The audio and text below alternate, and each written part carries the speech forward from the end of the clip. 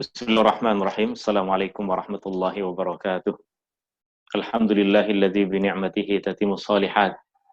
Alladzi hadana li hadza wa ma kunna linahtadiya laula an hadanallah. Asyhadu an la ilaha illallah wahdahu la syarikalah wa asyhadu anna Muhammadan abduhu wa rasuluh. Allahumma shalli ala Muhammad wa ala ali Muhammad kama shallaita ala ali Ibrahim innaka Hamidum Majid. Allahumma barik ala Muhammad wa ala ali Muhammad كما باركت على آل إبراهيم إنك حميد مجيد سبحانك لا علم لنا إلا ما علمتنا إنك أنت العليم الحكيم اللهم إنا نسألك علما نافعا ورزقا طيبا وعملا متقبلا وصلى الله على النبي محمد والحمد لله رب العالمين. Di antara bahagian dalam rukun iman adalah beriman kepada para nabi dan rasul. Para nabi adalah manusia yang dipilih oleh Allah Subhanahu wa taala untuk Allah Subhanahu wa taala sampaikan kepada mereka wahyu. Allah utuskan Jibril, malaikat untuk menyampaikan wahyu kepada mereka. Ketika mereka mendapatkan wahyu dari Allah Subhanahu wa taala, maka darjah mereka menjadi tinggi, menjadi nabi. Kita pernah menjelaskan dulu bahwa perkataan nabi ianya sama ada berasal dari perkataan an-naba yang bermaksud berita, maksudnya orang yang mendapatkan berita wahyu dari Allah Subhanahu wa taala, atau ianya berasal dari perkataan nabwah yang bermaksud tempat yang tinggi. Ini karena nabi ketika dia mendapatkan wahyu, maka darjah dia tinggi diangkat oleh Allah Subhanahu wa taala. Dan selepas para nabi itu mendapatkan perintah untuk berdakwah, untuk menyampaikannya kepada orang lain, maka darjah dia naik lagi lebih tinggi menjadi seorang rasul, orang yang diutuskan oleh Allah Subhanahu wa taala untuk menyampaikan, untuk mengajarkan wahyu yang disampaikan kepadanya untuk dikongsikan dan disebarkan kepada orang lain. Kita beriman kepada para nabi dan para rasul sama ada yang nama mereka disebutkan di dalam Al-Quran atau tidak disebutkan di dalam Al-Quran. Yang ada di dalam Al-Quran kita beriman secara khusus. Yang tidak disebutkan di dalam Al-Quran kita beriman secara umum. Maksud beriman secara khusus, kita mesti secara perinci beriman bahwa Musa adalah seorang nabi, Idris adalah seorang nabi, Ismail adalah seorang nabi, dan semua 25 nama-nama nabi yang Allah Subhanahu wa taala sebutkan nama-nama mereka di dalam Al-Qur'an. Adapun yang tidak disebutkan di dalam Al-Qur'an, kita memadai beriman bahwa Allah dahulu telah mengutus di antara umat manusia banyak nabi dan banyak rasul untuk menyampaikan ajaran-ajaran agama Allah, di mana yang mengetahui bilangan mereka dengan pasti hanya Allah Subhanahu wa taala. Para nabi memiliki sifat-sifat yang mulia. Para nabi memiliki sifat-sifat yang sempurna sebagai seorang manusia. Para nabi tidak berdusta. Para nabi akan menyampaikan apa yang Allah Subhanahu wa taala akan wahyukan kepadanya untuk disampaikan kepada umatnya. Para nabi bersifat amanah. Para nabi bersifat cerdik pandai, bukan orang-orang yang bodoh. Para nabi adalah orang-orang yang dipilih oleh Allah Subhanahu wa taala. Di antara sifat yang ada pada nabi adalah sifat yang kita namakan sebagai al-ismah.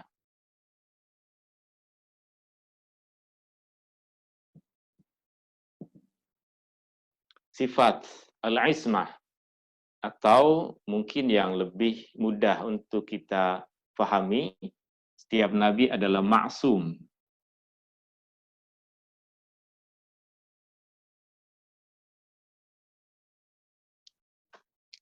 Setiap nabi memiliki sifat al-ismah, atau yang lebih mudah perkataannya kita ucapkan atau sering kita gunakan adalah setiap nabi adalah maksum. Maksum maksudnya nabi dipelihara oleh Allah Subhanahu wa taala. Allah memelihara para nabi dari dua perkara.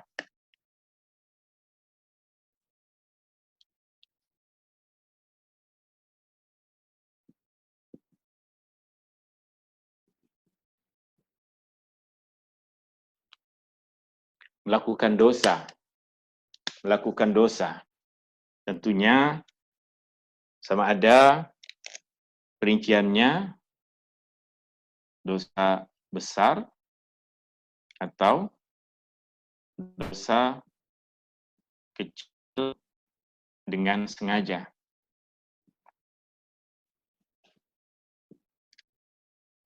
Para nabi adalah maksum, dipelihara oleh Allah Subhanahu wa taala dari dosa, sama ada dosa besar ataupun melakukan dosa-dosa kecil dengan sengaja. Dan para nabi juga maksum dari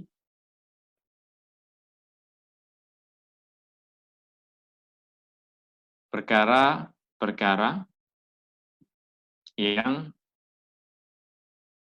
membuat manusia menjauhinya.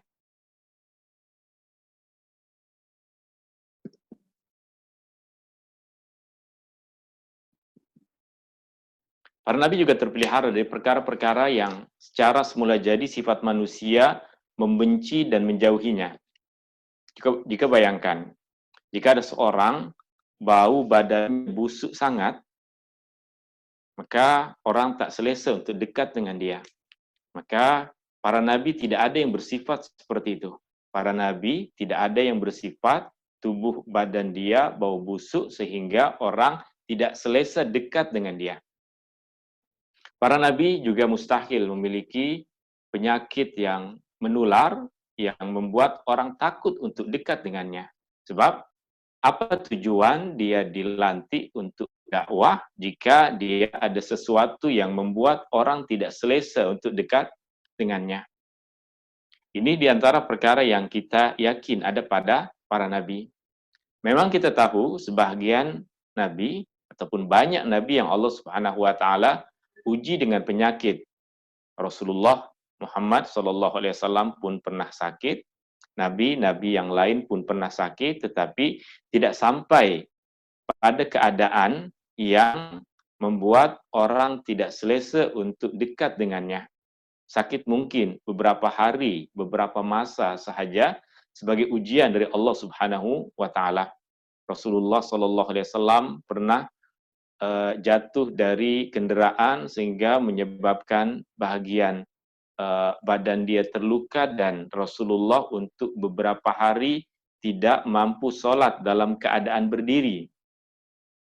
Tapi tetap Rasulullah SAW memimpin para sahabatnya sholat berjamaah dan orang tetap selesa dengan keadaan Rasulullah SAW tidak menjauh dari Rasulullah SAW.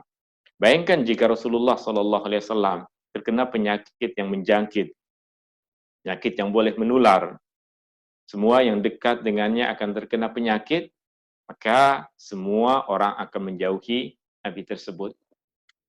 Nabi maksum, ini keyakinan kita pada semua Nabi, bukan saja pada Rasulullah SAW, tapi kepada semua Nabi-Nabi yang Allah Subhanahu wa taala pilih mereka di antara umat manusia. Maka ketika sampai kepada kita satu berita, satu cerita yang mengkaitkan antara dosa, kesalahan, perbuatan yang tak betul, dikaitkan dengan para nabi, maka kita mesti ini ada kesilapan, mesti ada sesuatu yang tidak betul. Mungkin ini adalah Israiliyat, ini adalah satu cerita yang disebarkan oleh Bani Israel yang banyak dalam kisah-kisah yang mereka sampaikan, mereka membuat cerita-cerita yang memburuk-burukkan para nabi. Apa sejarahnya? Kenapa Bani Israel melakukan perbuatan yang seperti itu? Kita tahu sejak masa Nabi Musa sehingga masa Nabi Sulaiman. Sejak masa Nabi Musa sehingga masa Nabi Sulaiman, kitab Taurat ada pada Bani Israel. Kitab Taurat yang Allah turunkan dahulu kepada Nabi Musa ada pada Bani Israel, diriwayatkan generasi bergenerasi. Tetapi pada masa itu Bani Israel hanya memperkenankan satu keluarga untuk memegang Taurat generasi bergenerasi. Jika sesiapa yang ingin belajar, ingin membaca Taurat, maka mesti datang kepada satu garis keluarga ini dalam kalangan Bani Israel untuk mereka mempelajari Taurat, untuk mereka mendengar Taurat, untuk mereka membaca Taurat. Maka setiap nabi baru Allah utuskan di kalangan Bani Israel, mereka sudah ada pegangan yaitu kitab Taurat. Sehingga masa Nabi Sulaiman, seorang nabi di antara nabi-nabi yang agung di kalangan Bani Israel, yang Allah Subhanahu wa taala berikan kepada dia kenabian, Allah jadikan dia sebagai rasul, dan Allah Subhanahu wa taala berikan kepada dia kekuasaan kerajaan yang sangat besar. Tetapi selepas kematian Nabi Sulaiman, ada dua orang anak kepada Nabi Sulaiman yang berperang memperebutkan kerajaan. Ada dua orang anak kepada Nabi Sulaiman yang berperang untuk memperebutkan kerajaan. Masing-masing mengatakan, saya yang lebih layak untuk menjadi raja. Saya yang lebih layak untuk menjadi raja. Maka kerajaan Nabi Sulaiman selepas kematian Nabi Sulaiman terpecah menjadi dua. Yang satu dinamakan kerajaan Yahuza, dan yang satu lagi dinamakan kerajaan Israel. Lepas kematian Nabi Sulaiman, dan bertahun-tahun lamanya dua kerajaan ini sentiasa berperang dan berperang, sehingga menyebabkan semakin lama mereka semakin lemah, yang menyebabkan kerajaan Parsi pada masa itu mengambil kesempatan untuk menguasai negeri ini. Maka dua kerajaan yang lemah ini berhasil dikalahkan oleh kerajaan Parsi, ya. Maka ketika kerajaan Parsi menguasai Baitul Maqdis pada masa itu, mereka hancurkan semua yang ada di situ, dan Bani Israel sebahagian besar mereka bawa ke Parsi dan dijadikan sebagai hamba sahaya, dijadikan sebagai budak abdi di sana, dijadikan sebagai hamba abdi di sana. Bangsa Parsi menjadikan mereka seperti itu, dan apa yang dulu dipegang oleh satu keluarga di kalangan Bani Israel, kitab Taurat, sekarang sudah hilang. Mereka di sana tidak diberikan kebebasan untuk melakukan apa yang menjadi bahagian dalam agama. Mereka dizalimi, mereka ditindas, mereka dijadikan sebagai hamba sahaya yang dijual beli. Bertahun-tahun lamanya, berpuluh-puluh tahun, 100 tahun, sehingga 200 tahun. Mereka hidup di Parsi sebagai hamba sahaya.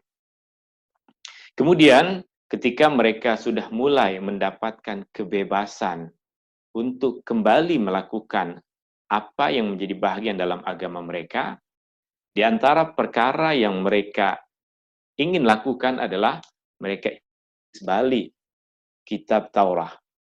Sebab kitab Taurat sudah hilang lebih dari 100 tahun, hampir 200 tahun, tidak berada pada mereka. Tetapi sentiasa kitab Taurat diajarkan generasi bergenerasi secara sembunyi-sembunyi, secara senyap-senyap, sebab mereka tidak ada kebebasan untuk melakukan itu. Maka kemudian mulai ketika Bani Israel di Parsi mulai mendapatkan kebebasan untuk menulis kembali Taurat. Maka mereka menulis kembali Taurat berasaskan kepada apa yang mereka ingat, apa yang diajarkan generasi bergenerasi kepada mereka. Keadaan mereka semasa menulis Taurat tersebut adalah satu bentuk kekecewaan yang sangat besar dari mereka kepada Allah. Mereka mengatakan, Allah sudah berjanji kepada kami bahwa Dia akan menjadikan kami sebagai bangsa yang terbaik. Allah telah berjanji kepada atuk kami dulu untuk menjadikan kami sebagai bangsa yang terbaik, memberikan keberkatan kepada kami. Tapi kenapa kami dijadikan sebagai hamba sahaya, dijadikan sebagai hamba abdi? Maka dalam mereka menulis Taurat, mereka berbicara tentang sejarah hidup para nabi. Semua nabi yang mereka tulis memiliki dosa dan kesalahan. Sebab apa? Artinya, mereka beranggapan kita menjadi susah sebab dosa. Kita menjadi susah sebab dosa. Allah hukum kita sebab kita buat dosa. Maka siapa yang buat dosa? Maka semua orang Bani Israel dan sebelum Bani Israel, para nabi, setiap nabi yang mereka ceritakan mesti ada dosa yang mereka lakukan. Yang menyebabkan menurut keyakinan mereka kita patut dihukum oleh Allah sebab semua buat dosa. Mulai dari Adam, bagaimana pelanggaran yang dia lakukan diceritakan dalam bentuk yang memburuk-burukkan. Ketika berbicara tentang Nabi Nuh, misalnya, ketika mereka menceritakan tentang Nabi Nuh, anak kepada Nabi Nuh, dalam kisah mereka sampai mengatakan, wahai ayah, sekarang tidak ada manusia lagi di dunia, apa kata kalau kita buat keturunan? Maksudnya Nabi Nuh diajak berzina oleh anak perempuannya dalam keyakinan kisah-kisah yang diceritakan oleh Bani Israel. Ketika mereka menceritakan tentang Nabi Musa misalnya, meskipun di kalangan Bani Israel, Nabi Musa dikenal sebagai Nabi yang paling diagungkan, dimuliakan, tapi tetap mesti akan diceritakan benda yang salah, benda yang buruk berkaitan dengan Nabi Musa sebagai satu bentuk alasan kenapa Allah Subhanahu wa taala berikan hukuman ke atas Bani Israel pada masa itu. Apa di antara kisah Nabi Musa yang mereka jadikan sebagai satu dosa bagi Nabi Musa? Pernah Nabi Musa mandi di satu tempat, kemudian tuala dia dibawa lari orang, kemudian dia berjalan dalam keadaan tidak berpakaian. Seorang Nabi jalan di tengah orang dalam keadaan tidak berpakaian. Satu kisah yang dikisahkan oleh Nabi Musa, oleh Bani Israel. Maka di antara perkara yang sangat berkaitan dengan ayat-ayat yang nanti sebagiannya kita akan baca adalah berkaitan dengan kisah Nabi Daud. Berkaitan dengan kisah Nabi Daud.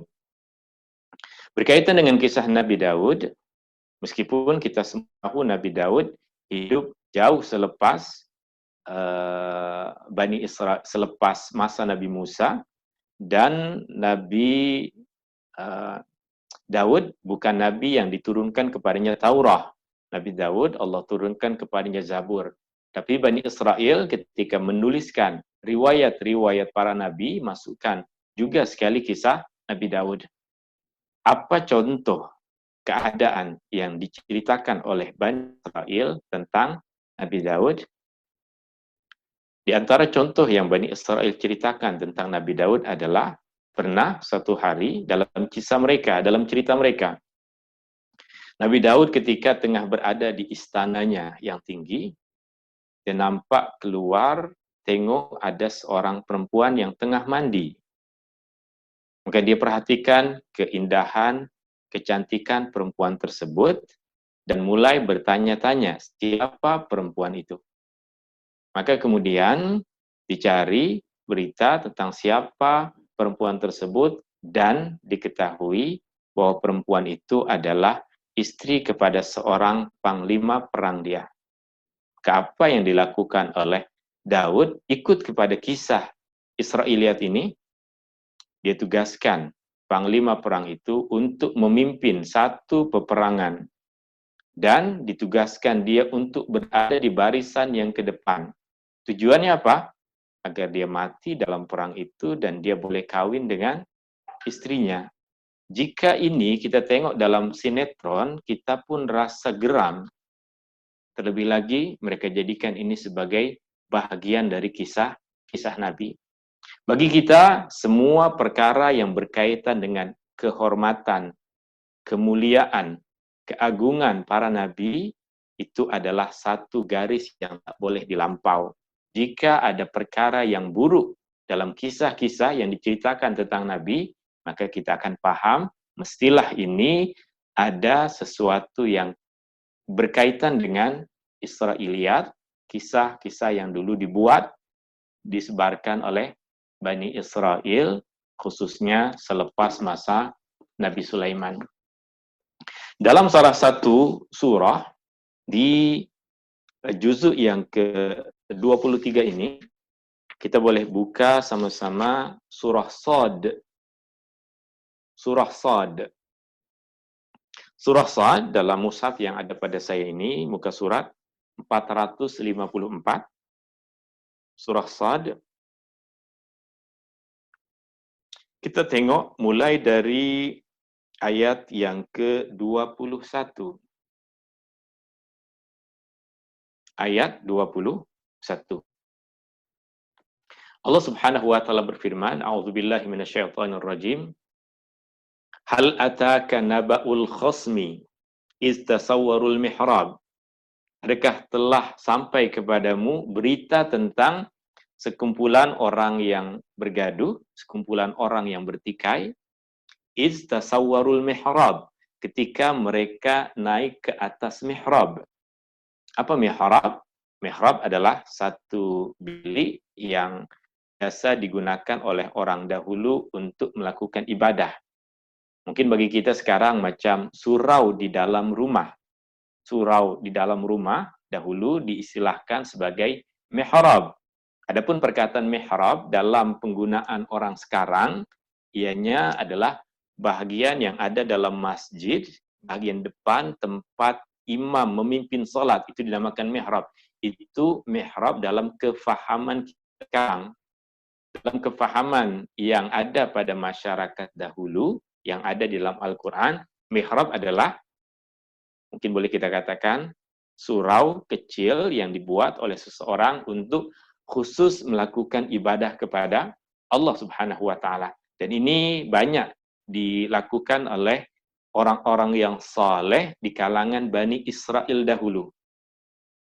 Nabi Zakaria, Nabi Daud di sini, Nabi Sulaiman, Maryam, ibunda kepada Isa, mereka semua memiliki mihrab, satu bilik yang mereka gunakan khusus untuk melakukan ibadah kepada Allah. Di situ mereka berzikir, sholat, berdoa, dan beriktikaf, melakukan ibadah kepada Allah, mengikut kepada ajaran agama yang Allah Subhanahu wa taala turunkan kepada mereka. Daud tengah berada di dalam mihrab, tiba-tiba satu kumpulan yang tengah berselisih, tengah bergaduh, naik ke atas dinding tembok tersebut. Izdakhalu ala Daud. Mereka datang, jumpa dengan Daud, bukan ketuk pintu, naik ke atas tembok. Izdakhalu ala Daud, fafazi'a minhum. Maka Daud terkejut. Nabi Daud tengah beribadah, tengah berzikir, tengah berdoa, tiba-tiba ada yang datang dalam keadaan seperti itu, maka dia terkejut. Fafazi'a minhum. Qalu la takhaf. Tapi mereka katakan, tak payah takut. Khasmani bagha ba'duna ala ba'd. Ada dua kumpulan, ada dua orang yang bergaduh, ada dua orang yang tengah berselisih. Fahkum bainana bil haqqi wa la tushdid wahdina ila sawa'is sirat. Tolong berikan keputusan tentang perselisihan yang ada pada kami dengan benar. Maka kemudian mulai yang satu mengatakan, inna hadza akhi lahu tis'un wa tis'una na'jatan liya na'jatu wahidah faqala akfilniha wa azzani fil khitab. Ini adalah saudara saya. Dia ada 99 ekor kambing. Ini saudara saya, dia ada 99 ekor kambing atau 99 ekor biri-biri, sedangkan saya hanya ada 1 ekor biri-biri. Tapi dia mengatakan kepada saya, berikanlah biri-birimu yang 1 ekor itu kepada saya, dan dia cakap dengan keras kepada saya. Dia paksa saya agar memberikan biri-biri saya kepada dia. Maka terus Allah ceritakan di sini, lalu Daud mengatakan, laqad zalamaka bisu'ali na'jatika ila ni'ajih. Dia telah berbuat zalim. Dia telah berbuat zalim. Punya 99 biri-biri, kenapa masih minta dengan kawannya, dengan saudaranya yang hanya memiliki 1 ekor biri-biri? Zalim sebab buat perkara itu. Tidak bersyukur. Sudah punya banyak, masih minta orang lain punya pula, dan tidak minta dengan baik-baik, memaksa pula. Maka kemudian Allah Subhanahu wa Ta'ala sebutkan, Nabi Daud mengatakan, wa inna katsiran minal khulata'i la yabghi ba'duhum 'ala ba'din illa alladziina aamanu wa 'amilus shalihati wa qalilum mahum. Dan orang-orang yang bekerja sama, bersyarikat ini banyak buat kezaliman selain dari orang-orang yang beriman dan melakukan amal yang saleh, dan jumlah bilangan mereka hanya sedikit. Tapi kemudian wa dhanna Dawudu annama fatannahu. Tapi kemudian Nabi Daud sadar bahwa ini adalah satu ujian dari Allah, bahwa Allah telah menguji dia. Fastaghfara rabbahu wa kharra raki'an wa anab. Maka Daud beristighfar kepada Allah, dan Daud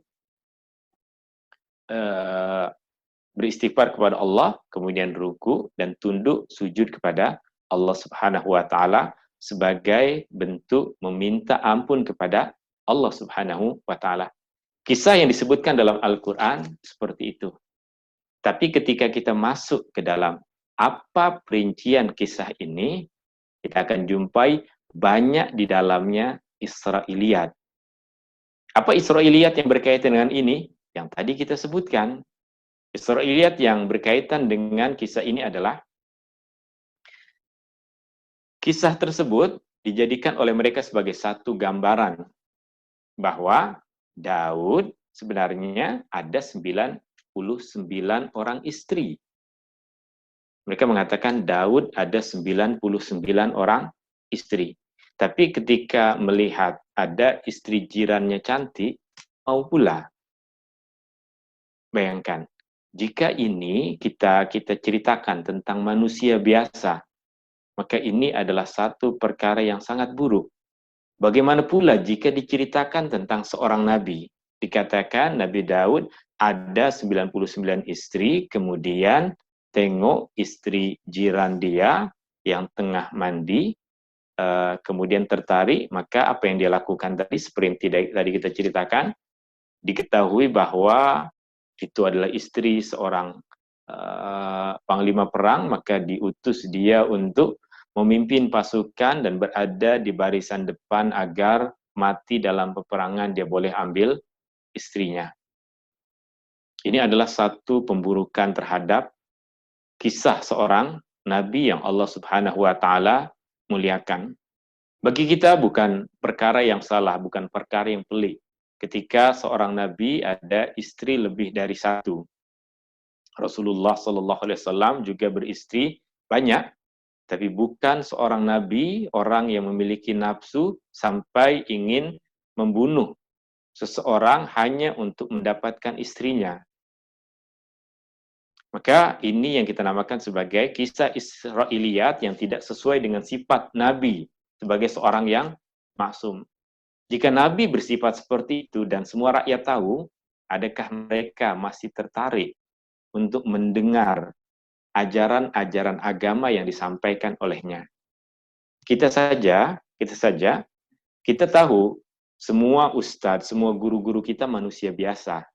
Tapi jika ada kita nampak seorang guru, seorang ustadz melakukan satu perkara yang tak patut, kadang kita jadi tak selesa untuk belajar dengannya. Padahal dia manusia biasa, bukan seorang nabi. Maka jika dia seorang nabi melakukan perbuatan seperti itu, tidakkah umatnya akan lari, akan menjauhinya, seorang yang tidak memiliki adab, seseorang yang tidak memiliki rasa syukur, seseorang yang tidak memiliki kepekaan terhadap keadaan, seseorang yang memiliki nafsu berlebihan, tidakkah orang akan menjauhinya? Maka apa yang patut atau apa yang bagaimana kita memahami kisah ini? Untuk kita memahami kisah ini, di antara ulama tafsir yang jauh dari kisah-kisah Israiliyat memiliki dua pendekatan untuk memahami kisah yang tadi kita baca di dalam surah Shad ini. Sekali lagi, ada dua pendekatan yang digunakan oleh ulama-ulama tafsir yang jauh dari kisah-kisah Israiliyat. Ada dua pendekatan. Pendekatan yang pertama adalah ini satu kisah yang terjadi, tidak menggambarkan tentang apapun. Maknanya, ketika ketika Daud tengah beribadah di dalam mihrab, tiba-tiba datang orang tanpa ucap salam, tanpa datang bukan pada masa yang sesuai, kemudian terus mengatakan, ini saudara saya dia ada 99 ekor biri-biri, saya hanya ada satu, kemudian dia paksa saya untuk menyerahkan biri-birinya kepada dia. Kemudian ketika Daud mengatakan dia telah berbuat zalim, ketika dia yang memiliki 99 biri-biri ini meminta dengan paksa biri-biri milik awak. Nabi Daud di sini, ketika dia membuat keputusan tersebut, dia baru mendengar dari satu pihak sahaja. Dia belum bertanyakan kepada pihak yang satu lagi, adakah berita ini betul atau salah? Adakah betul yang dia memiliki 99 biri-biri? Mana biri-birinya? Yang dia ada satu biri-biri, mana biri-biri? Adakah mereka menyampaikan berita yang betul ataukah mereka menyampaikan berita yang mereka buat-buat? Artinya, kesilapan yang ada pada Nabi Daud di sini adalah dia pada masa itu tergesa-gesa untuk membuat kesimpulan dengan mengatakan dia telah berbuat zalim melakukan perkara itu. Membuat kesimpulan dia adalah seorang yang telah zalim dengan melakukan perbuatan itu tanpa mengambil bukti, melihat kepada mendengarkan kepada kesaksian yang lain, apa tanggapan lawan dari orang yang membuat pengaduan ini, maka ini yang dikira sebagai Nabi Daud sadar bahwa Allah tengah menguji dia. Allah tengah menguji dia, maksudnya apapun keadaannya, engkau sebagai seorang nabi, engkau seorang pemimpin, engkau kena bersedia. Bukan engkau tengah sholat, kemudian ada yang datang membuat pengaduan, engkau jadi tak boleh bersikap adil dan mengambil keputusan yang benar. Apa saja keadaannya, seorang pemimpin, seorang nabi mesti bersikap dengan betul. Itu yang Allah Subhanahu wa taala ingin sampaikan kepada Daud melalui kisah tadi, melalui peristiwa tadi.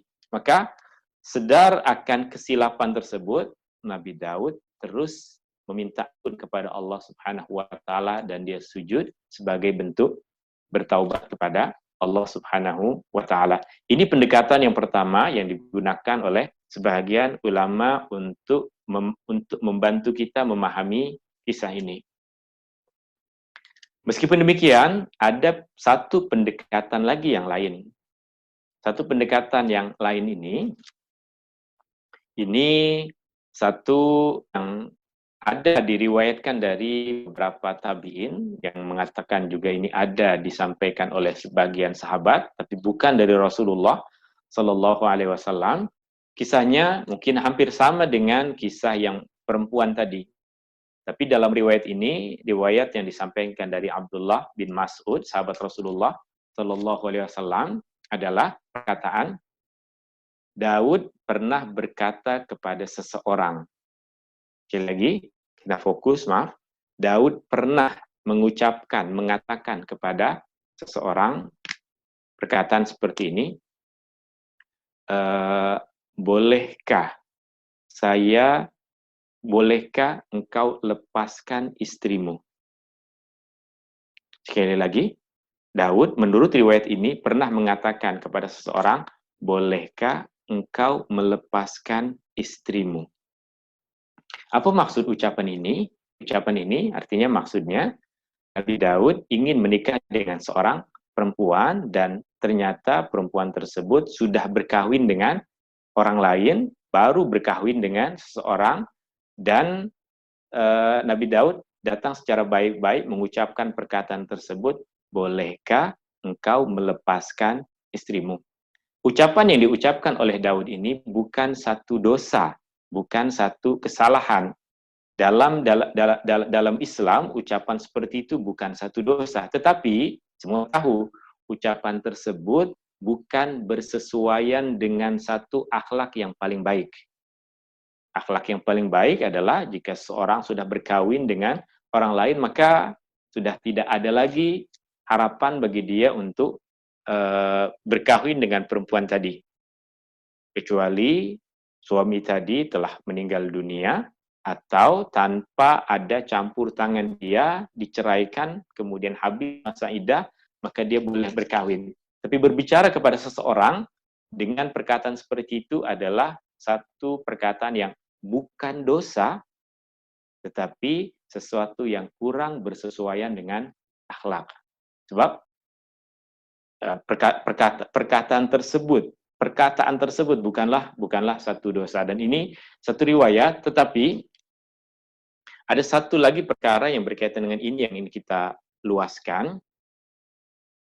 Seorang nabi seperti Nabi Daud, ketika dia melakukan satu ucapan yang tidak bersesuaian dengan akhlak yang paling baik, Allah Subhanahu wa taala terus tegur dia.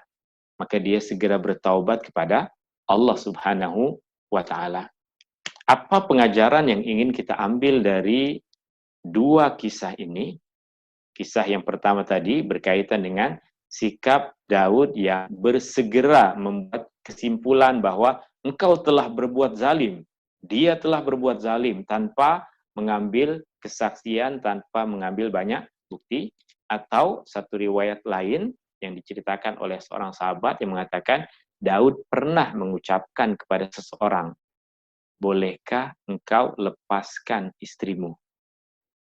Dua riwayat tersebut menunjukkan kepada kita bahwa apa yang tadi kita tulis, Nabi dipelihara oleh Allah Subhanahu wa taala daripada melakukan dosa. Dosa besar dan dosa kecil dengan sengaja. Dosa besar dan dosa kecil dengan sengaja.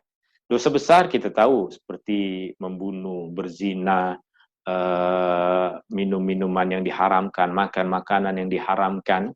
Ini kita tahu. Dosa-dosa kecil adalah dosa-dosa yang boleh jadi berkaitan dengan ada ataupun larangan-larangan Allah Subhanahu wa taala, tetapi bukan berkaitan dengan perkara yang besar.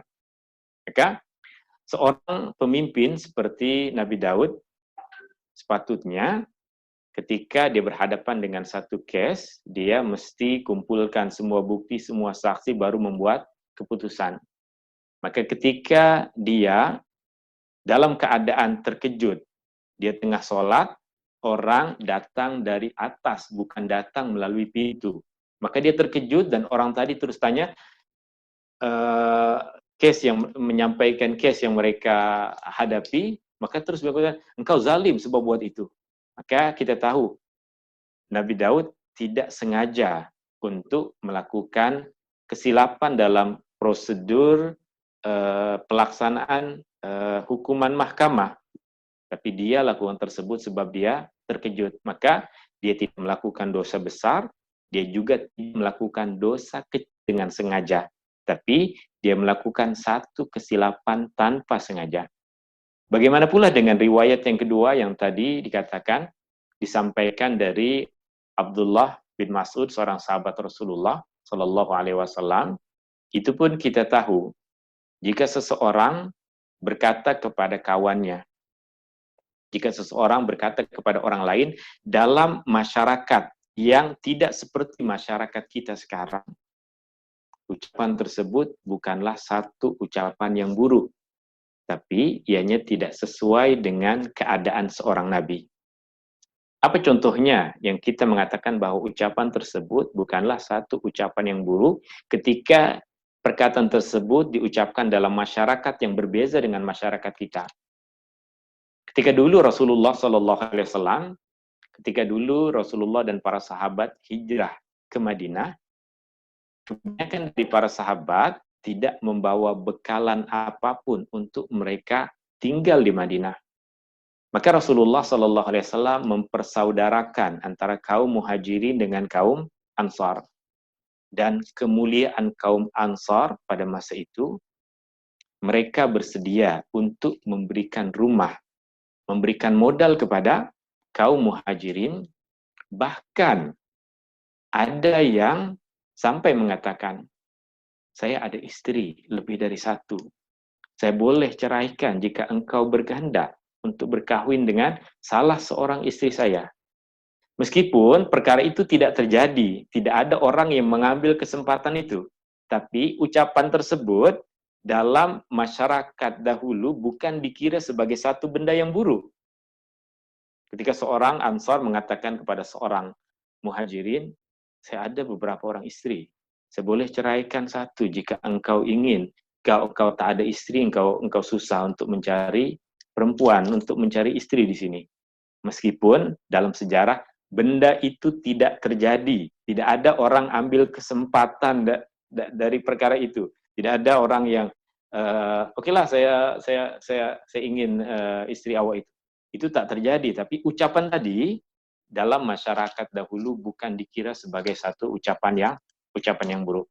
Maka kita sampai sekarang kepada satu kesimpulan. Orang-orang yang besar, orang-orang yang mulia, ketika mereka melakukan perkara yang salah, akan sangat nampak kesalahan tersebut. Meskipun kesalahan itu jika dilakukan oleh orang-orang seperti kita anggap diri kita baik. Kesalahan-kesalahan seperti itu jika ditanyakan kepada orang seperti kita rasa diri kita pandai dan betul. Kita ambil contoh misalnya. Saya sebagai seorang guru dan banyak lagi kawan-kawan orang-orang yang kita semua kenal sebagai guru, kadang ditanya soalan. Ada orang bertanya kepada saya, ada orang bertanya kepada ustadz ini, ada orang bertanya kepada ustadz itu, dan saya terus memberikan jawaban. Saya terus memberikan jawaban. Selalunya perkara yang disoal memang perkara yang sudah sering saya pelajari, kemudian soalan itu mudah, maka saya mudah memberikan jawaban. Tapi kita kena tahu, orang-orang seperti para sahabat Rasulullah, ketika mereka disoal dengan soalan-soalan seperti yang disoalkan kepada saya, mereka tidak menjawab dengan mudah seperti itu. Mereka akan himpunkan para sahabat. Ada satu case yang terjadi seperti ini. Apa yang mesti kita buat? Maka masing-masing menyampaikan pandangan, masing-masing menyampaikan dalil, baru kemudian dibuat keputusan. Tak boleh buat ini. Kita mesti buat seperti ini. Artinya, perkara yang bagi mereka adalah perkara yang besar, terkadang bagi kita dianggap ringan. Artinya, jika satu perkara yang perkara yang kita nyatakan macam tak betul dilakukan oleh seorang yang besar, seorang nabi, seorang sahabat, maka kita kena paham bahwa benda itu jadi besar sebab mereka besar. Jika kita yang buat benda itu, maka orang tak kisah pun. Orang tak anggap benda itu sebagai satu benda yang salah. Jika ada orang datang, macam Nabi Daud tadi, orang datang, kita tengah sholat, dia mengadukan satu perkara, kita bukan saja mengatakan, laqad zalamaka bisu'ali na'jatika ila ni'aji, katakan, awak tak sopan semua, saya tengah sholat pun bising. Itu yang akan kita cakap, dan kita tak akan kira bahwa ucapan kita sebagai benda yang buruk. Maknanya, sebelum kita bicara tentang Nabi, tentang para sahabat, tentang orang-orang yang saleh, mereka dulu buat silapan ini, kesilapan itu, tengoklah, jika mereka adalah orang besar, maka kesilapan yang kecil akan terasa jadi besar. Padahal jika kita kaji, itu adalah satu kesilapan yang boleh terjadi oleh manusia dan ianya tidak berkaitan dengan dosa. Allah Ta'ala a'la wa alam. Dalam juzuk yang ke-23 ini, kita ada beberapa surah Al-Quran, dan ada beberapa pengajaran yang saya sudah tulis di sini. Tak banyak pengajaran yang kita tulis, karena makin ke belakang, surah-surah makin pendek, dan biasanya satu surah ini akan membahas satu tajuk pembahasan, satu fokus pembahasan, sehingga pengajarannya akan lebih sedikit lebih terfokuskan kepada perkara-perkara tertentu saja. Kita akan tulis apa yang kita pelajari di sini. Juzuk 23.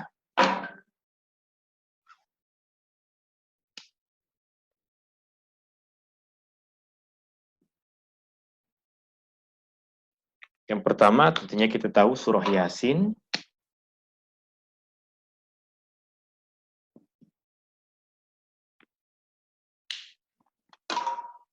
Pada bahagian pertama surah Yasin, Allah Subhanahu wa taala bercerita tentang Al-Qur'an dan perintah untuk mengikuti Rasul.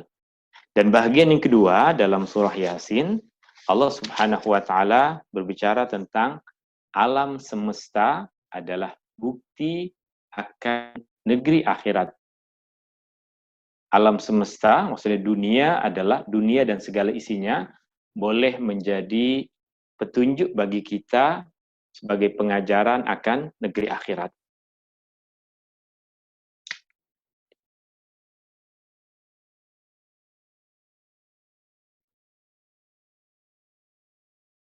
Alam dunia adalah peringatan akan alam akhirat. Ini mulai dari ayat 28 sehingga akhir surah 28 sehingga 83. Inilah yang di antara penyebab alasan kenapa kita digalakkan untuk membacakan surah Yasin kepada orang yang hampir meninggal dunia. Ini karena di dalam surah ini banyak memberikan pengajaran akan negeri akhirat. Bahwa dunia dan segala isinya, apa yang kita saksikan di alam semesta ini, adalah satu gambaran akan negeri akhirat. Maka kita pun sering membacakan surah ini kepada orang yang telah meninggal dunia, dan perlu kita ketahui manfaat yang lebih besar, yang paling besar, yang dihasilkan dari pembacaan ini akan kembali kepada orang yang membacanya.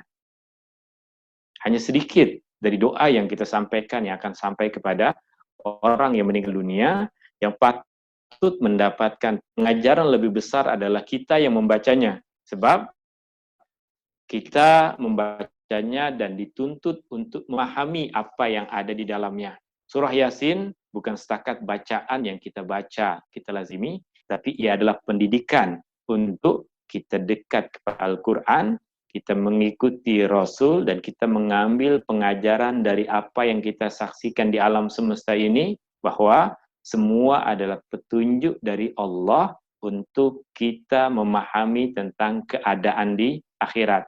Kita memahami bahwa dunia hanya sementara, yang berkekalan adalah akhirat.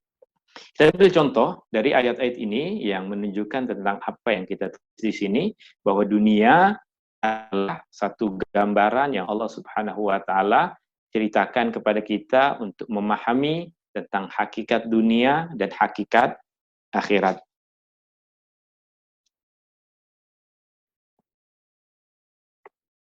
Kita tengok ayat 33 misalnya.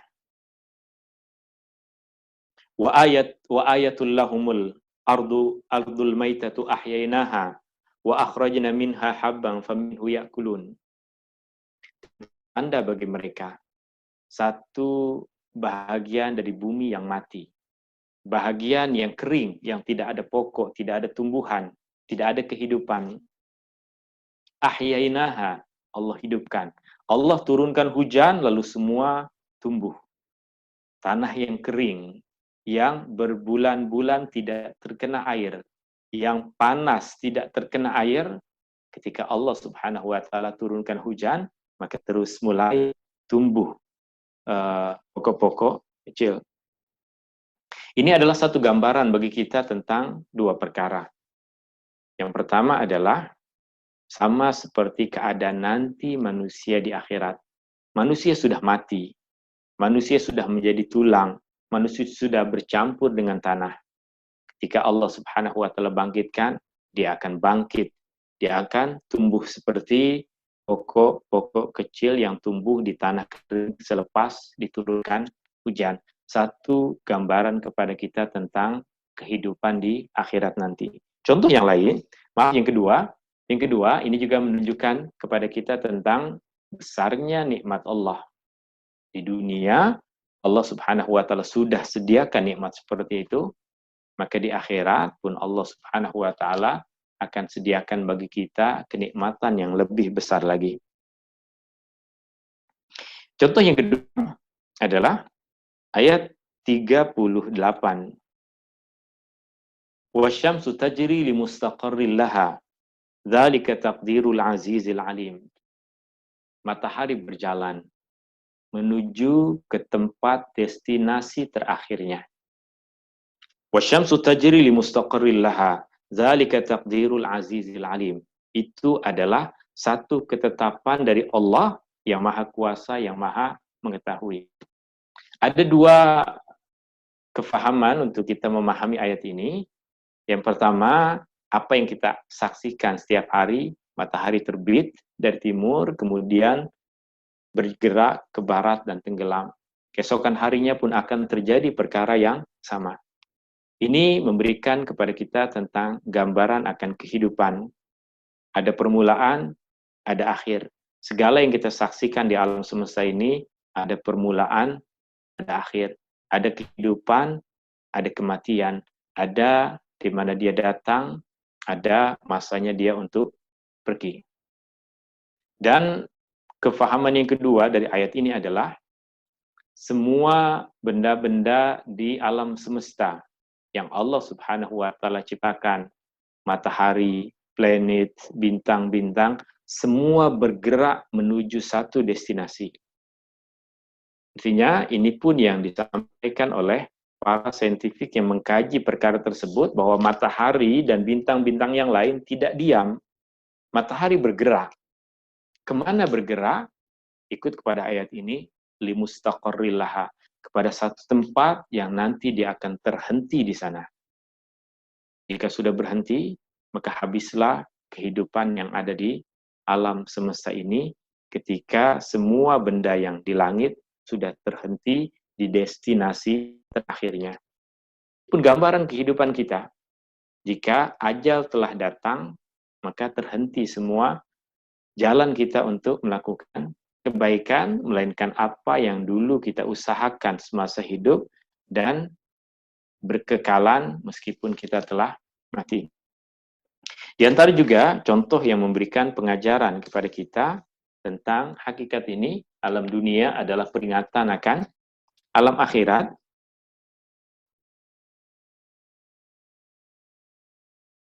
Ya. Misalnya kita tengok di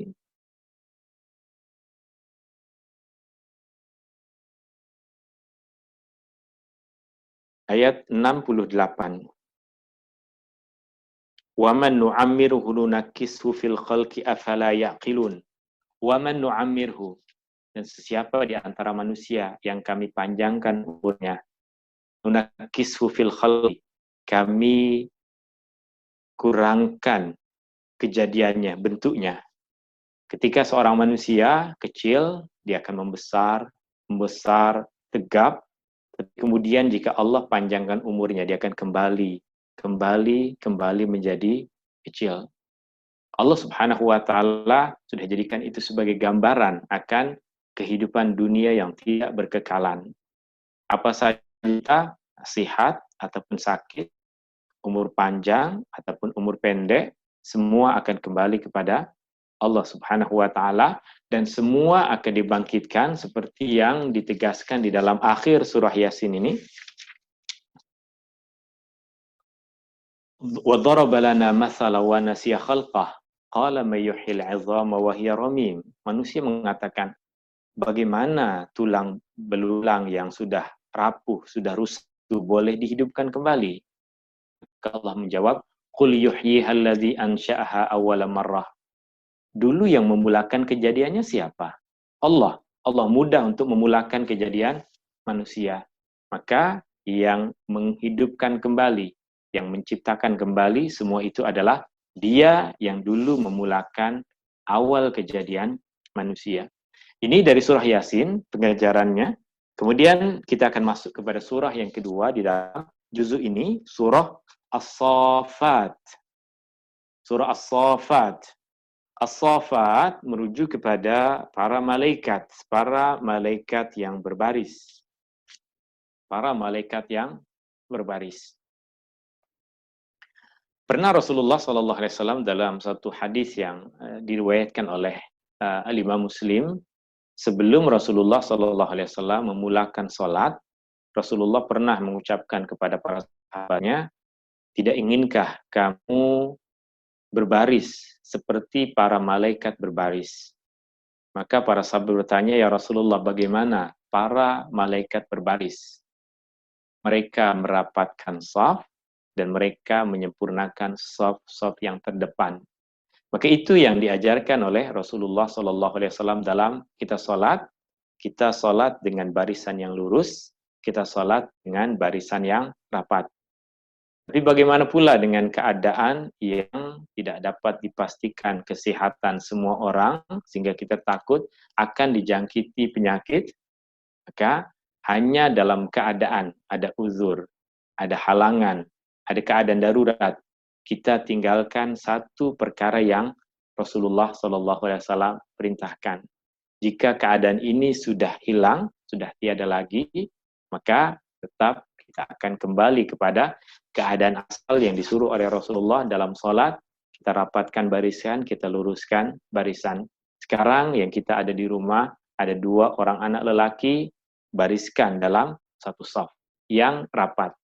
Ada anak-anak perempuan, bariskan mereka dalam satu shaf yang rapat. Ini yang penting untuk kita pahami berkaitan dengan ayat pertama dari surah As-Saff. Ada surah As-Saffat. Adapun pengajaran dari surah ini adalah surah Saffat.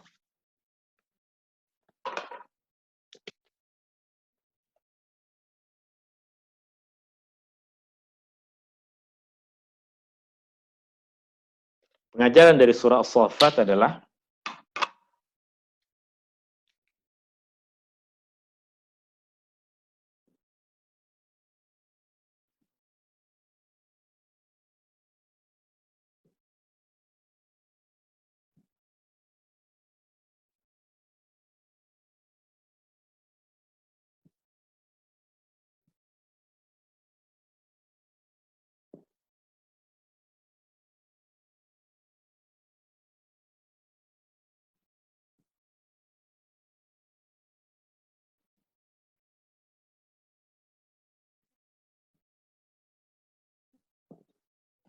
orang yang zalim dan pengikut mereka akan dihimpunkan di akhirat.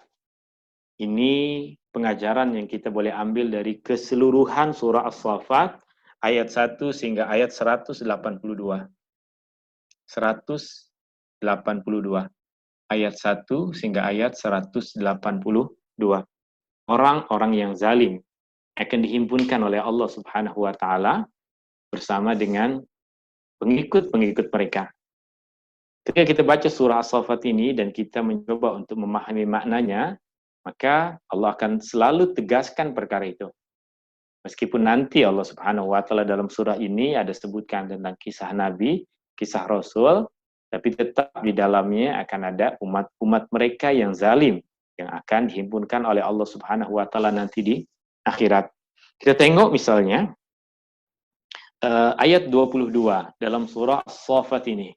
Allah Subhanahu wa taala firman, Allah perintahkan kepada para malaikat, "Uhsyurul ladzina zalamu wa azwajahum wa ma kanu ya'budun min dunillahi fahduhum ila siratil jahim." Himpunkanlah orang-orang yang zalim bersama dengan pasangan-pasangan mereka. Jika yang zalim itu adalah seorang suami, maka istrinya pun akan ikut sekali bersama dengan dia jika istri tadi menyokong semua bentuk kezaliman yang dilakukan oleh suami. Jika istri sudah melaksanakan tugasnya untuk memberikan nasihat, tidak bersetuju dengan perbuatan buruk yang dilakukan oleh suami, maka apa yang di akhirat mereka tidak akan dihimpunkan oleh Allah Subhanahu wa taala. Al-akhillau ba'duhum yauma idzin li ba'din aduwwun illal muttaqun. Contoh lagi yang lain yang menjelaskan tentang perkara ini, ayat 33. Fa innahum yauma idzin fil azabi musytarikun. Mereka semua pada hari itu di akhirat mereka akan disatukan di dalam azab. Mereka akan dihimpunkan musytarikun, akan dihimpunkan di dalam azab. Ayat yang lain yang juga sentiasa menegaskan tentang makna yang kita sebutkan ini adalah ayat 63. Ketika Allah Subhanahu wa taala di dalam ayat 62 dan 63, Allah Subhanahu wa taala dalam ayat 62 berfirman, "Adzalika khairun nuzulan am syajaratuz zaqqum?" Adakah surga tempat yang balasan yang baik itu lebih baik ataukah pokok zakum sebagai tempat azab Allah bagi orang-orang yang zalim? Inna ja'alnaha fitnatan lidh-dhalimin. Kami jadikan pokok zakum itu sebagai satu pokok balasan ke atas orang-orang yang zalim. Terus jika kita baca akan Allah sentiasa menegaskan kepada kita tentang makna ini. Terakhir, jika kita ingin melihat contoh di akhir dari surah ini yang menegaskan kepada kita tentang makna yang sama,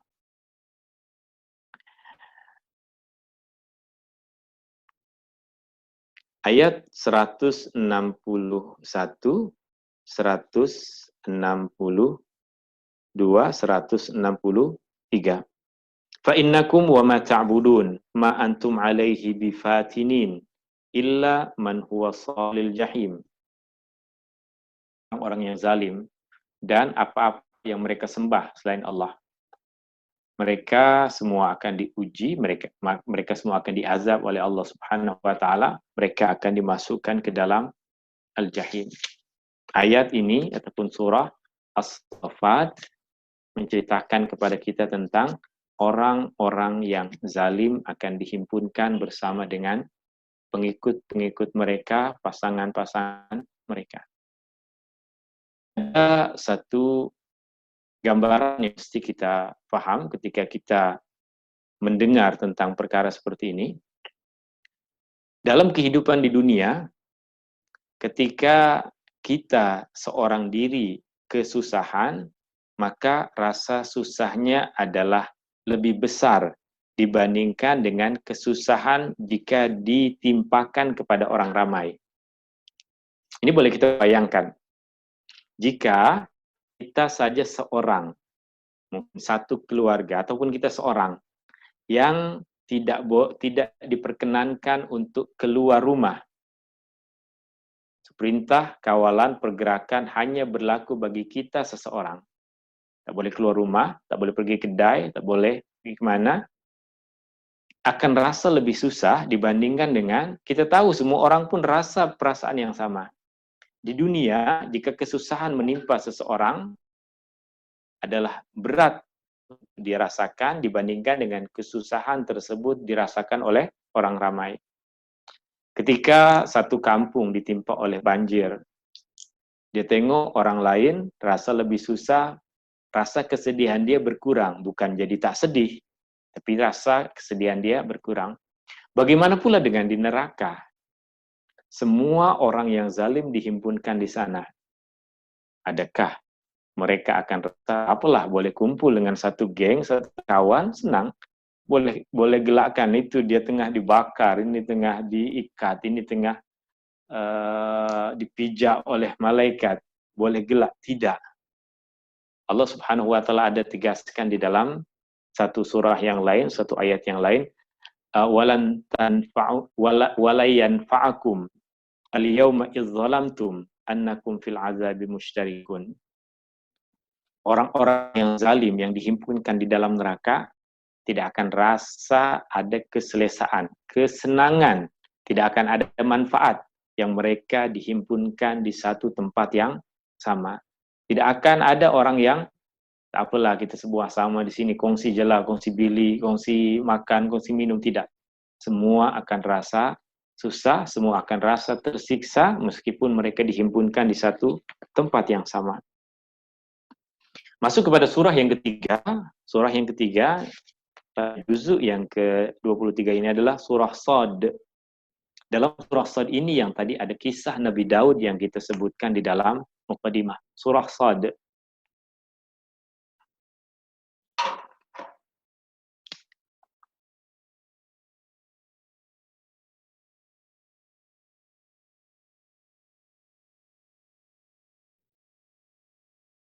Shad.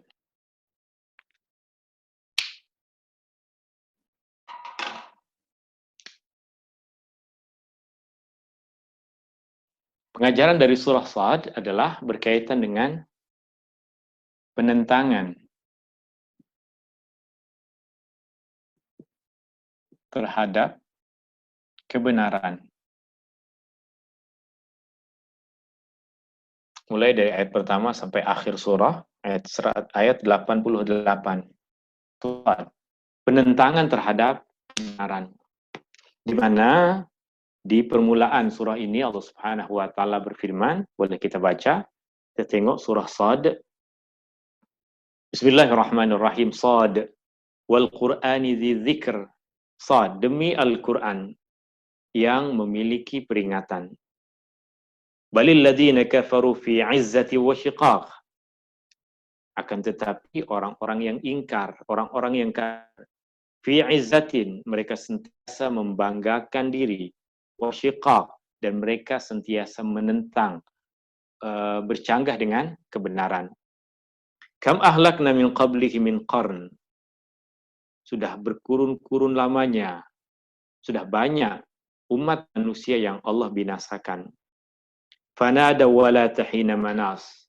Dan jika sudah dibinasakan oleh Allah, mereka akan berteriak padahal sudah habis kesempatan untuk menyesal. Wa ajibu an ja'ahum munzirum minhum. Mereka rasa pelik ketika datang seseorang yang memberikan peringatan kepada mereka dari kalangan mereka sendiri. Wa qala al-kafiruna hadza sahirun kazzab, dan orang-orang kafir mengatakan ini adalah seorang tukang sihir, seorang pendusta. Aja'alal alihata ilaha wahida. Bagaimana Tuhan yang banyak dia nak katakan satu? Kenapa Tuhan jadi satu? In hadza la syai'un ujab, benda yang pelik sangat. Macam mana Tuhan boleh jadi satu? Wa talaqal mala'u minhum animshu wasbiru ala alihatikum. Maka mereka bergerak, lindungilah semua Tuhan-Tuhan. Ya, bayangkan, mereka melindungi Tuhan, bukan Tuhan yang melindungi mereka. In hadza la syai'un yurad. Ini adalah perkara yang patut untuk kita lakukan. Orang-orang yang tidak beriman di sini digambarkan sebagai orang yang menentang ada kebenaran sebab perkara tersebut berbeza dengan apa yang sudah biasa mereka lakukan, sudah biasa mereka rasakan. Tuhan bagi mereka banyak, ketika datang ada mengatakan satu, maka yang benar akan dianggap sebagai satu benda yang pelik. Kenapa pula jadi satu? Banyak orang, agama banyak, kenapa Tuhan hanya satu? Kenapa? Orang bukan Islam pun doa, banyak yang kaya, banyak yang sehat. Kenapa Tuhan jadi satu? Benda yang benar akan menjadi pelik. Ini semua disebutkan di dalam bahagian-bahagian dalam surah ini sampai kepada akhir surah As-Sad. Allah Subhanahu wa taala menceritakan tentang Allah Subhanahu wa taala bercerita tentang Nabi Adam dan iblis, yang iblis diperintahkan oleh Allah Subhanahu wa taala untuk sujud dan dia menentang, sama penentangan terhadap kebenaran. Tapi apa kaitannya tadi dengan kisah Nabi Daud? Ini untuk memberikan gambaran kepada kita bahwa kita sebagai orang yang beriman, terkadang kita melakukan kesalahan. Terkadang kita melakukan sesuatu yang zahirnya seperti kita menentang benda yang benar. Tapi selepas kita sedar, kita akan kembali taubat kepada Allah. Itu gambaran yang tadi kita dapatkan dari kisah Nabi Daud. Dia sedar, dia telah melakukan kesilapan.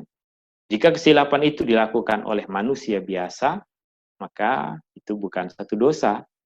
Tapi kesilapan ini dilakukan oleh seorang nabi, maka nabi segera kembali kepada Allah, meskipun apa yang dilakukan bukan maksud dalam dosa besar, bukan masuk dalam dosa kecil yang dilakukan dengan sengaja. Ini surah Shad. Dan terakhir adalah surah Az-Zumar. Surah Az-Zumar yang masuk dalam juzuk yang ke-23 ini adalah surah Az-Zumar ayat 1 sehingga ayat 31. Apa pengajaran dari surah Az-Zumar ayat 1 sehingga ayat 31 ini?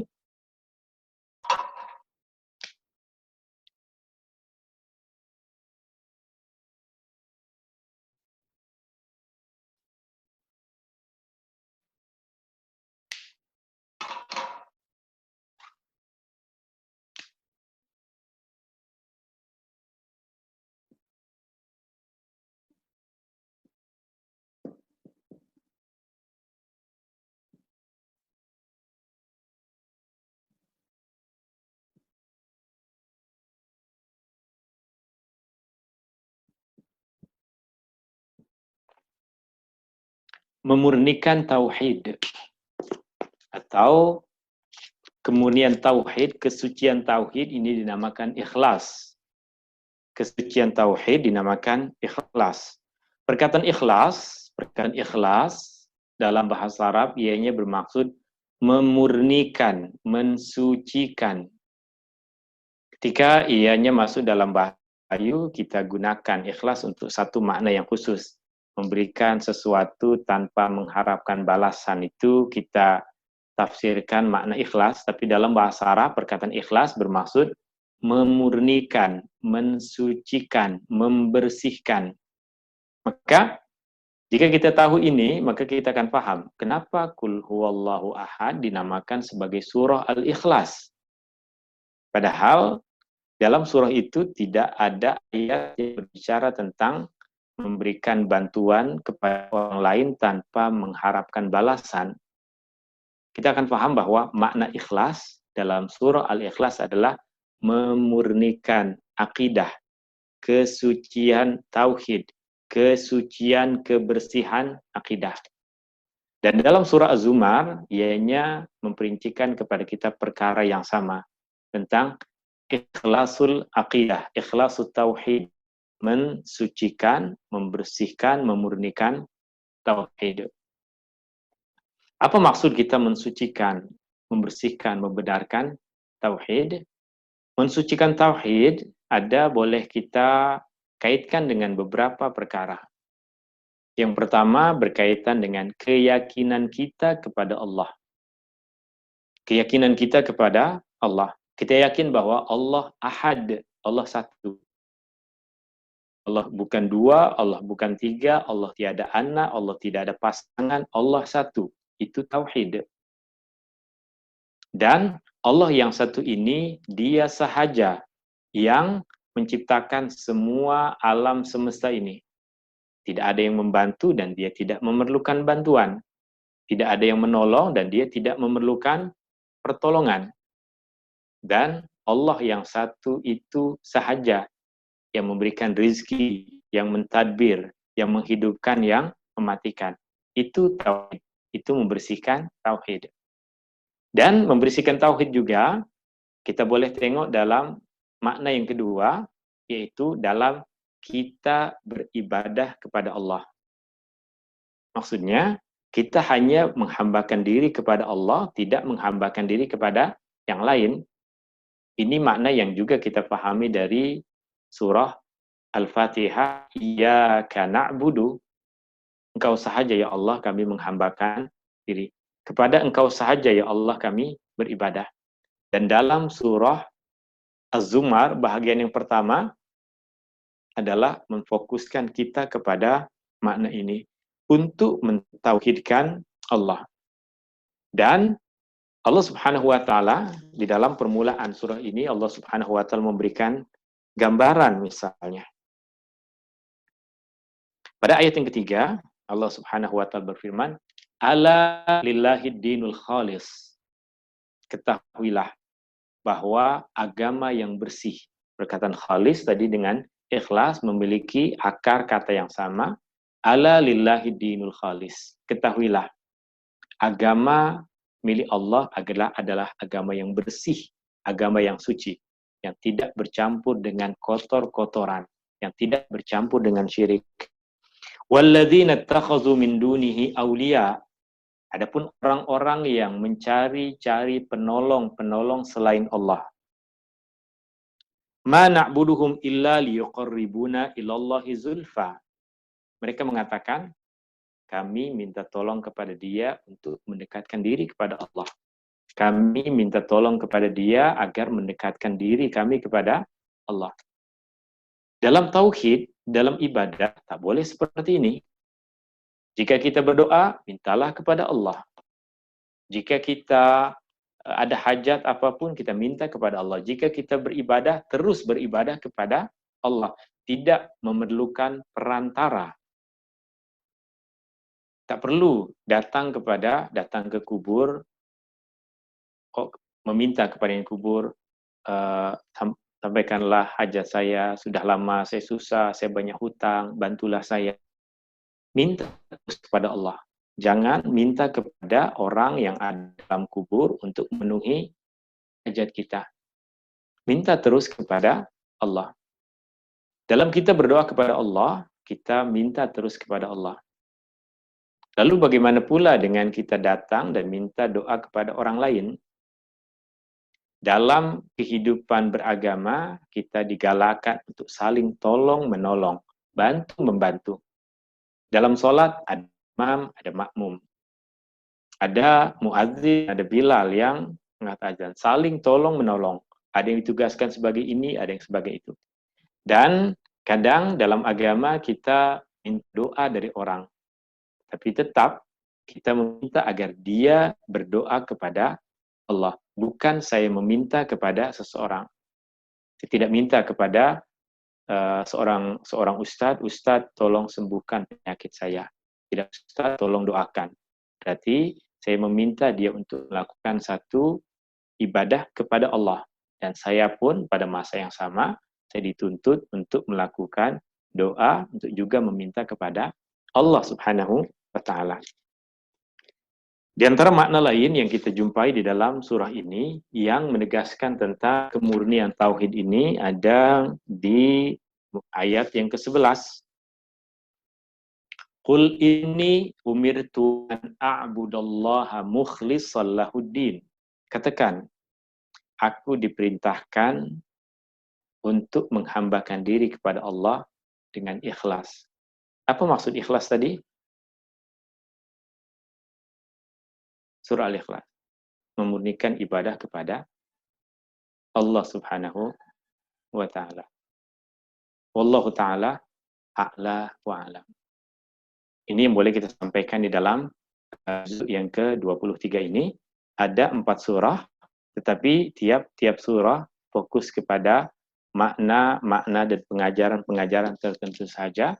Maka ini yang kita akan nanti jumpai di dalam surah-surah akhir dalam Al-Quran. Dia akan fokus memberikan kepada kita pengajaran pada satu bahagian tertentu. Wallahu ta'ala a'la wa a'lam. Saya serahkan kembali kepada MC hadanillah wa iyyakum ajma'in. Syukran. Alhamdulillah, terima kasih banyak-banyak Ustaz. InsyaAllah sebelum kita berakhir, kita bukakan untuk sesi Q&A. Silakan jika ada. Banyak yang kita belajar hari ini. Silakan.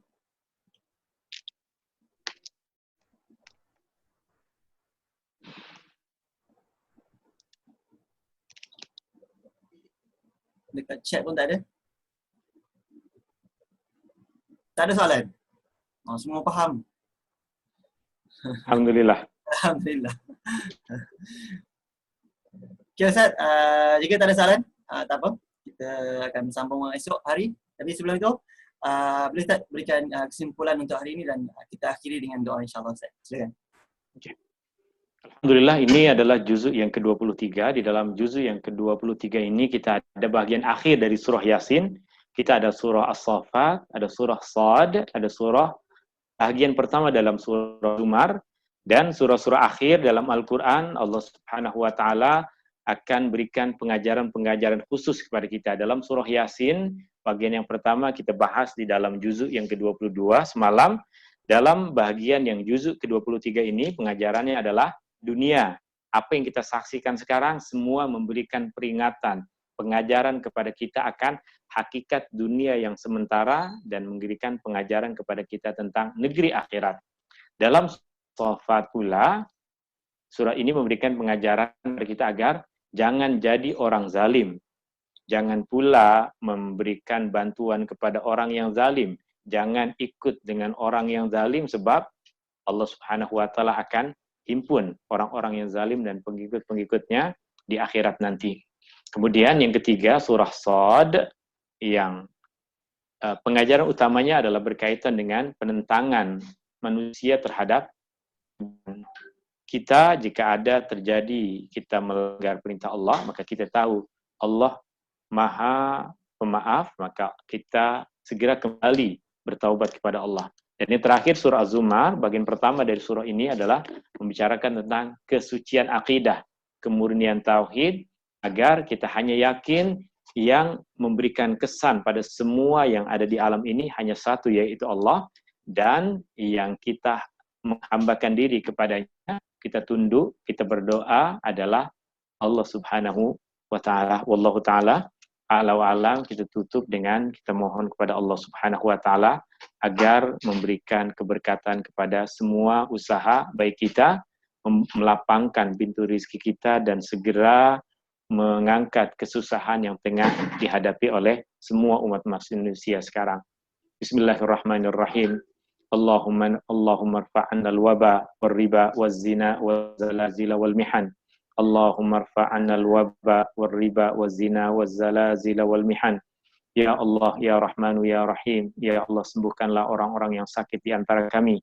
Ya Allah, sembuhkanlah orang-orang yang sakit di antara ahli keluarga kami. Ya Allah, sembuhkanlah orang-orang yang sakit di antara jiran tetangga kami. Ya Allah, sembuhkanlah orang-orang yang sakit di antara sahabat-sahabat kami.